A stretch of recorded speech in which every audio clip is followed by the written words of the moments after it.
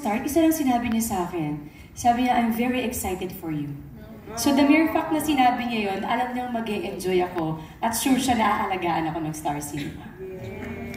Then you mentioned earlier na this was yung naging experience. Actually, parang ang hirap elaborate lahat. Sa script pa lang, sabi ko na, wow, thankful na ako.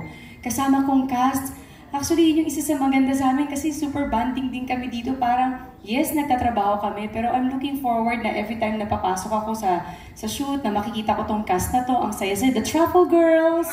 Hey, Truffle Girls! Yeah. So, nagkaroon ng bonding. Sabi ko nga, yun na lang palagi kong goal eh. Every time nagagawa ko ng isang proyekto, gusto ko nagiging kapamilya ko sila. At nangyari yan dito.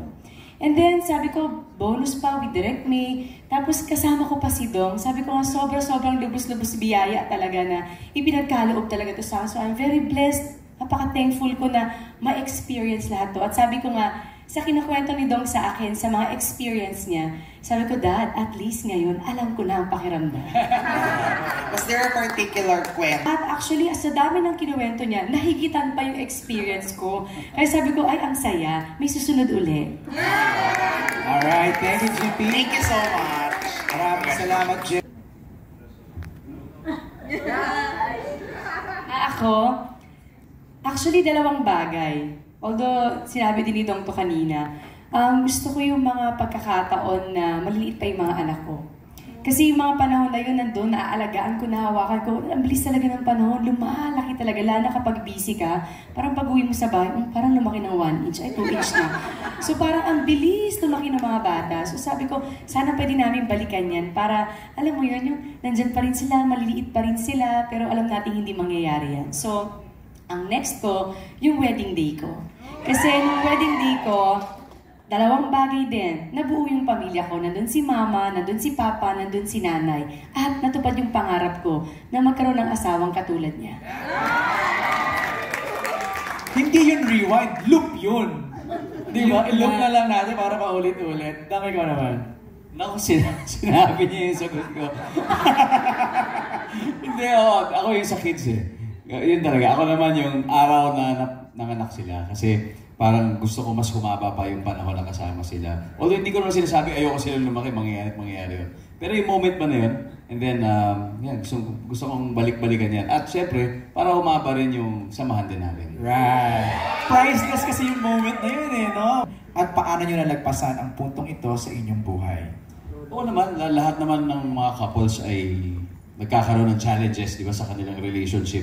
Ganon din kami, actually sa amin, early on pa. Pero dahil matibay yung yung respeto namin sa isa't isa, yung pagmamahal, at higit sa lahat, we really recognize that God is at the center of our relationship. Dahil kung ganon talaga, sigurado meron at merong gagabay sa'yo. Ibabalik at ibabalik ka niya sa gitna.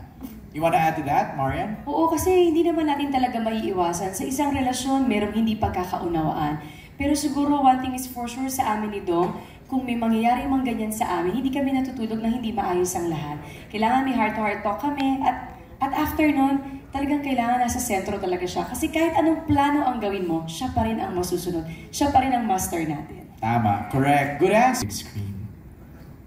Sobrang pangarap ko talagang gumawa ng ganitong pelikula. Kasi sa mga past na nagawa akong movie, more on comedy, more on very light. So sa kaya sinasabi ko, isa to sa mga pangarap ko kasi talagang drama. Binasa ko yung script, pinag-aralan ko yung character. Malaking factor na nag-uusap kami ni Direk kung paano ko huhubugin yung character ni Mary. Nakatulong yun.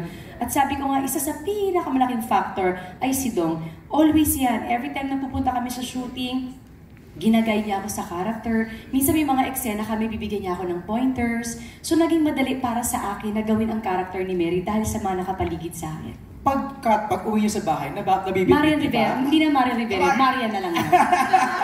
Wala na, cut na yun. Siguro yun yung maganda, alam mo dapat kung paano ihiwalay ang totoong eksena sa totoong buhay. Right. Pero yung discussion na uuwi, na nag-drive or nasa bahay, uy, naalala mo yung eksena? Hindi, ang pinag-uusapan namin, sarap mong katrabaho, na-miss din kita. Pero gano'n.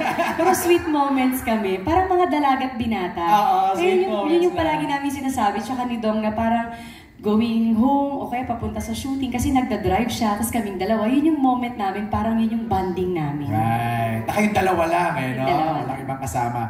Ang follow-up question niya is for Sir Enrico Santos. So, that there will be lights aplenty, scenes na imimim natin, and most of all, lessons na ulit-ulitin natin. Baka papanood pa natin sa anak natin. Yes. Ito ay timeless, no? Na There Sir will be an Enrico. abundance of memorable moments in the film. Yes. All right. Next question is from the Asian Parent, Philippines. Isa sa pinakamalinaw na lessons na natutunan ko portraying the character of John is this na syempre may mga bagay na hindi mo talaga pwedeng i-rewind. Imposible mo nang ma-rewind. Kaya make the most of what you have right now. Yung relationships na meron ka, yung mga taong mahal mo, siguraduhin mong iparamdam mo na mahal mo sila. Kasi baka hindi na dumating yung araw na maibigay mo sa kanila yon. So, bago pa magsisi ang lahat, now is the time for us to live more and to love more. Sa mga asawa na busy at mga misis na nahihirapang magsalita sa asawa, walang time. Kung paulit-ulit niyong ikikimkim ang lahat at maiipon, sasabog kayo at ang mangyayari ang ending sa relationship hindi maganda. So kung merong pagkakataon at tumitsyempo, kung meron kang nararamdaman na hindi okay, walang masamang diretso yung asawa mo, sabihin mo para maayos niyo agad. Thank you po. May follow-up question po is the rewind. May tatlong bagay kasi na nakakatawa dahil nung nagsama kami nung una, nung 2007, at ngayon ginawa namin itong pelikulang ito, parang halos wala talagang pinagbago. Unang-una, napaka-professional talaga ni Marian. Magmula noon hanggang ngayon, she comes always prepared, she comes on time, tapos minsan nauuna pa nga sa lahat, nandun na siya, ready na, hindi pa ready yung set. So, very, very professional. Pangalawa, alam naman natin kung gaano siya kagaling bilang isang artista. And of course, she gets better and better throughout the years. And finally, kung paano niya tratuhin yung mga tao sa paligid niya. Kasi magmula noon hanggang ngayon, ganun din. She makes sure that she respects and she loves everybody on the set. Kahit hindi ako, kahit yung mga hindi niya talagang ka-close, pare-pareho ang trato, pare-pareho ang pagpapakita niya ng pagmamahal. In fact, grabe yung pagpapakain niya sa amin. Busog na busog kami. Doon ako nagulat kasi everyday talaga ginugulat niya ako sa menu na pinapadeliver niya. May mga delivery dyan na, uy, bago na naman. Pero favorite ko yung shawarma rice. Pero anyway, yun, halos wala talagang pinagbago. Kaya nakakatuwa. Kumbaga yung pakiramdam ko noong una kami nagsama noong 2007, parang nanumbalik. And much more now na we're sharing something extra special together through this film. Okay. Alright, maraming salamat. Let's proceed now to Alan. Natawa si Marian. Sandali, pag-iisipan muna namin yan, ha? Sige. Pipila ako ng bad decisions. Tapos pipili ko yung ano yung pwede ko siya. Give me a minute. Nag-i-edit Give me a ka, minute. ha? Give me a Hindi minute. ko nag-i-edit ka. Hindi, kasi iniisip ko, ano mga ba yun?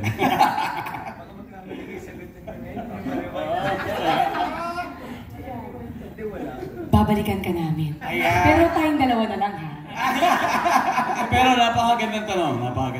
Ito na lang po, yung second question. Ewan ko sa'yo, Joros. Kung model daw kayo, pause. Definitely rewind. Rewind talaga. Kasi gusto mo kang balikan yung bad decisions na yan. Kung ano man yun. Di ba? So, para magawa mo siya ng tama.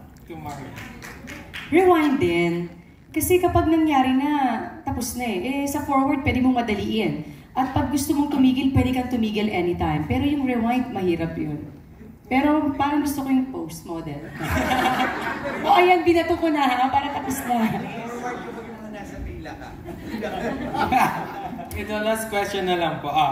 Sa inyo pong... Lang yung napapanood ko. So, katulad siguro ng mga nakapanood na excited na ako makita yung buong pelikula. Marian. Kahit nung mga drafts pa rin pinapanood namin, tapos pinapanood nila sa akin, sinasabi ko kay Don, Dad, totoo ba to? Kasi hindi nagsisink in sa akin na, ito na ba yun? Parang nakaka-proud na nakagawa ko ng isang pangarap kong pelikula. Grabe. 2 weeks ago, na-interview ko si Marian. Tapos parang tinatanong ko sa kanya about saying yes to this project. And ang sinabi sa akin ni Marian noon was, if hindi ko to, kung gagawin ko to without Dong, parang hindi talaga siya tama. It has to be with Ding Dong.